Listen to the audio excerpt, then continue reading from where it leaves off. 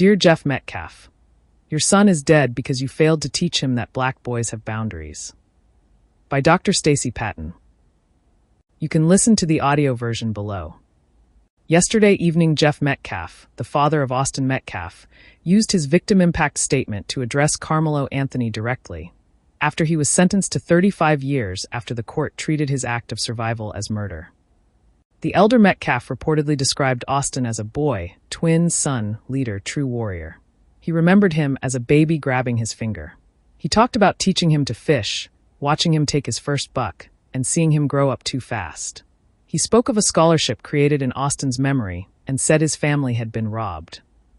He insisted this case was never about race. He said, "We all bleed the same color." And he described his grief not as sadness, but as rage. Pure, unfiltered rage. And then he turned that rage on the black 19-year-old sitting before him. You failed your parents, you failed yourself, and you failed society. You don't belong in this community. He also reportedly told him, "You're going to prison," and, "You can't even look me in the eyes right now, but you can stab my fucking son in the heart." And right there, in his own words, Jeff Metcalf told on himself. He thought he was only giving us a portrait of a lost, beloved son. A baby gripping his father's finger. A boy learning to fish. A boy taking his first buck. A son, a twin, a leader, a true warrior. But he was also telling us what was taught inside his home and about the cultural socialization that helped his son meet his fate under that track meet tent in April 2025. So let's talk about Jeff Metcalf's failure as a father. Because when Trayvon Martin was killed, this country put a dead black child on trial. They picked through his school records, his hoodie, his social media pics, his text messages, his teenage moods, his parents, his family structure, and every ordinary adolescent detail they could twist into evidence that he had somehow authored his own death. When Mike Brown Jr. was killed, they turned his body into a referendum on his character. They called him a thug. They circulated video. They scrutinized his size, his behavior, his family and neighborhood, his choices and gestures, and his very posture in the world, as if any of it justified leaving his body baking in the street for hours in front of his people. When Tamir Rice was killed, they even found a way to interrogate a 12-year-old. They scrutinized his toy gun, his parents' home life, school history, neighborhood, and the judge blamed him for his death by saying he should have known better because he was big for his age. A child was gunned down by police in a park within seconds, and America still asked what his family had done wrong. So now, Jeff Metcalf, let us return this ugly ritual in kind. Since this country loves to examine black parents when black children die, let us examine you. Since America loves to ask what black mothers and fathers failed to teach, let us ask what you failed to teach your son. Since dead black boys are never allowed to remain innocent, let us stop pretending dead white boys are beyond scrutiny. Let us refuse the sentimental immunity given to dead white boys and grieving white fathers. Let's go post-mortem up in here.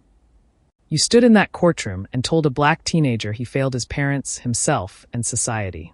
But perhaps the harder truth is that you failed your son first. In your own memorial language, you told us about the kind of white boyhood Austin was raised inside.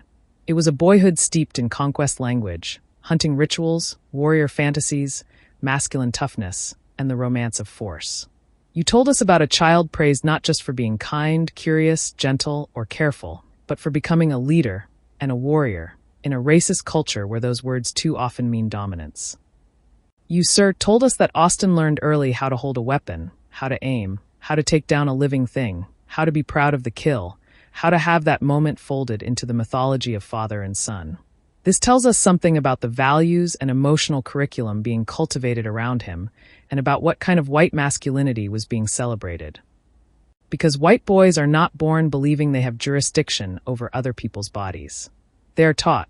They are trained by fathers, coaches, peers, churches, schools, gun culture, sports culture, hunting culture, and a nation that keeps confusing aggression with leadership and entitlement with confidence. So when you stood in that courtroom and said Carmelo Anthony failed his parents, himself, and society, you skipped right over the part where you had just described the social world that shaped your own son. You taught Austin what it meant to be a warrior. You taught him that toughness was honorable. You taught him that taking up space was normal. You taught him that confrontation was courage. You socialized Austin into entitlement long before he ever reached that track meet. You failed to teach your boy that black children have boundaries. You failed to teach humility, restraint, or the sacred fact that another person's body is not your jurisdiction. You failed to teach him that another child's space is not a challenge to be conquered. You failed to teach him that community does not mean white boys get to decide who belongs and who does not. You obviously failed to teach your son that touching, confronting, crowding, testing, or policing another person can have consequences. And you failed to teach him that the same world that cheers white boys for being bold and aggressive will not always be there to save them when they mistake somebody else's restraint for permission. You failed, Jeff. And I will not let you leave these truths out of the story. It is easier to stand in a courtroom and call Carmelo Anthony a failure than it is to admit that Austin's death did not begin with the knife. It began with every lesson that told your son that he had the right to approach, challenge, and cross a boundary. It began with every adult who smiled at white boy entitlement and called it leadership. It began with every cultural script that taught him black boys are the ones to be feared, but never taught him that black boys might also be afraid. Because grief and rage are real, Jeff.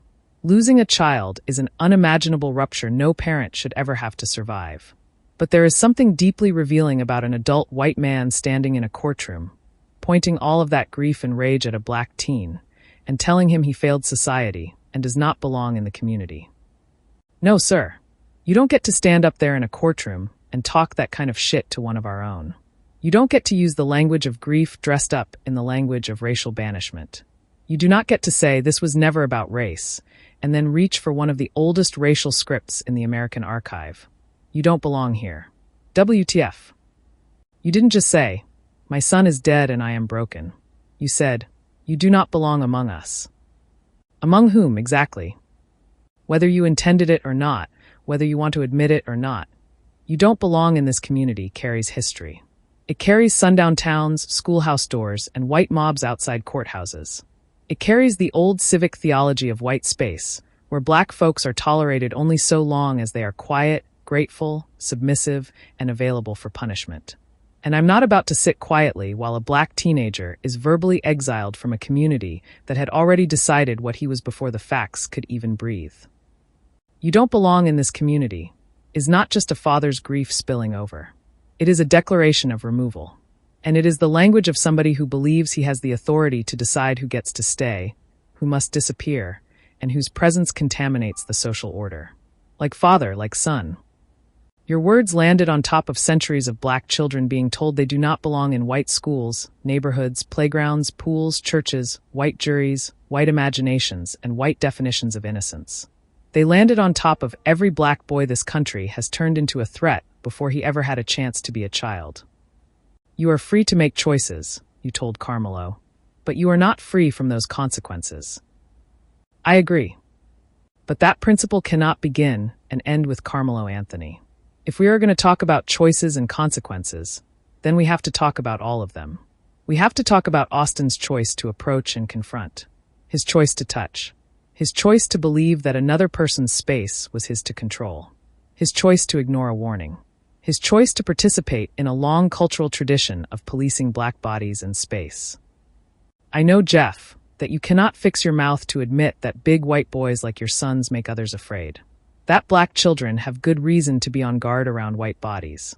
I know that you cannot imagine that a black boy might look at a white boy pressing into his space and understand, at a cellular level, that danger does not always announce itself with a hood, a badge, or a gun. Sometimes danger shows up as entitlement. Sometimes danger shows up as move, and you don't belong here. And when black folk name that, we are told not to politicize it. We are told to be respectful. We are told to honor grief. We are told to stop making everything about race. But this country made everything about race. So let's stop pretending the architecture is invisible. Jeff, I watched how you were allowed to slam your hands, shout about your rage, curse, condemn, and banish. And you said nothing about forgiveness. Folks will say, well, he's grieving. But let a black parent rage like that in a courtroom. Let a black mother or father slam their hands on a table and say the community failed their child. Let a black father point at a white defendant and say, you do not belong here. The same people sanctifying white rage would suddenly discover decorum.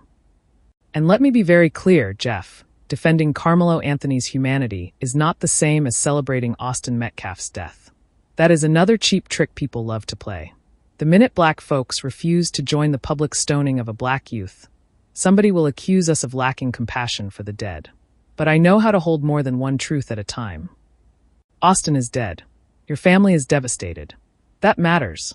Carmelo Anthony is alive, but caged inside a racial imagination that had already convicted him. And that matters too. 2 families are shattered. And a whole country is using the tragedy to rehearse the same old script about black guilt and white innocence. So no, Jeff, Carmelo Anthony did not fail society by existing in a society that has never known how to see black boys whole.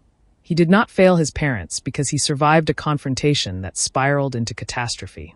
He did not forfeit his humanity because your grief demands somewhere to go. And he does belong in this community.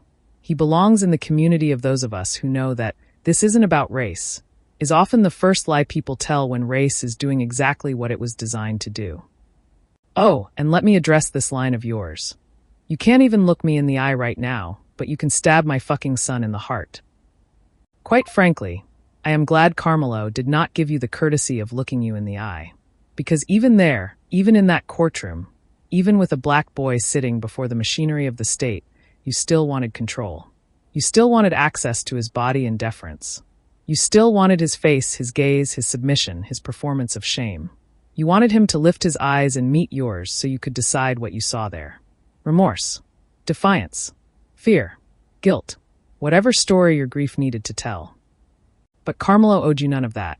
Not his eyes, not his body, not his obedience, not his emotional performance, not one more piece of himself.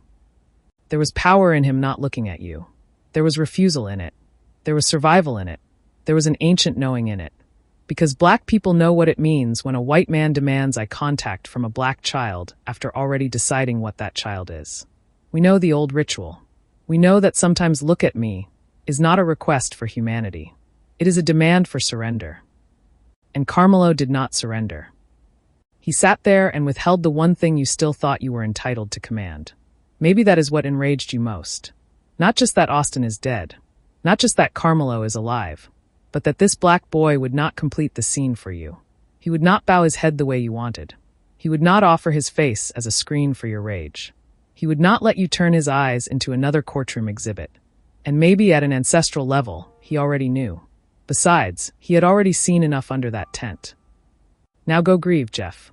Mourn your son. Try to heal. Sit with the unbearable truth of what has been lost. Let the rage burn down into something more honest than exiling a black teenager your son bullied.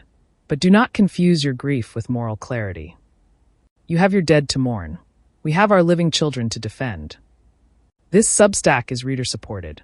To receive new posts and support my work, consider becoming a free or paid subscriber.